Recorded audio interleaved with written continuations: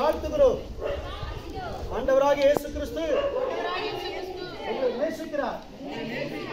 நாம் பாவிகளாய் இருக்கையில் இயேசு கிறிஸ்து நமக்காக ரத்தம் சிந்தி மரித்தார்.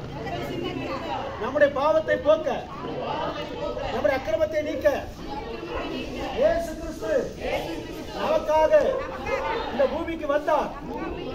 அடிக்கப்பட்டார், ரத்தம் சிந்தினார், மரித்தார். மரித்த இயேசு மூன்றாம் நாளிலே உயிர்த்தெழுந்தார். இயேசு கிறிஸ்து இன்றைக்கும் உயிரோடு இருக்கிறார். நாம் பாவிகளாய் இருக்கிறோம்.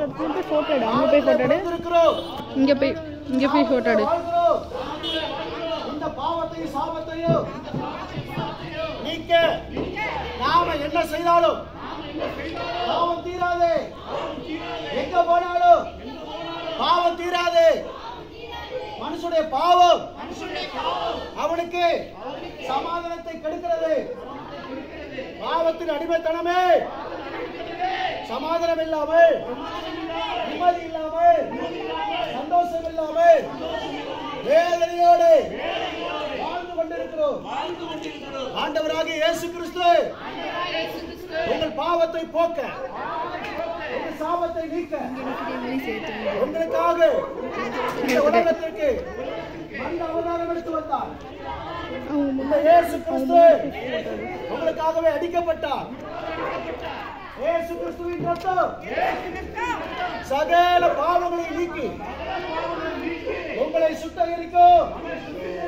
இயேசு கிறிஸ்துவின் ரத்தம் உங்கள் சாபத்தை நீக்கும். இயேசு கிறிஸ்துவின் ரத்தம் உங்கள் வியாதியை குணமாக்கும். இயேசு கிறிஸ்துவின் ரத்தம் உங்கள் பாவத்தை எல்லாம் கழுவும். இயேசுவிடத்திலே வாருங்கள். இயேசு சொல்லுகிறார், வருத்தப்பட்டு பாவ பாரம் சுமக்கிறவர்களே என்னிடத்திலே வாருங்கள், நான் உங்களுக்கு இளைப்பாறுதல் தருவேன் என்று இயேசு அழைக்கிறார். இயேசு அழைக்கிறார். இயேசு சொல்லுகிறார். இயேசு அழைக்கிறார்.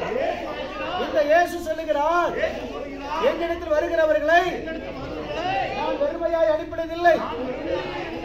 இயேசுவிடத்திலே வாருங்கள், விடுதலையை பெற்றுக் கொள்ளுங்கள், சுகத்தை பெற்றுக் கொள்ளுங்கள், அற்புதத்தை பெற்றுக் கொள்ளுங்கள், அற்புதத்தை பெற்றுக் கொள்ளுங்கள். இயேசு அழைக்கிறார். இயேசு உங்கள் பாவத்தை மன்னிக்கிறார்.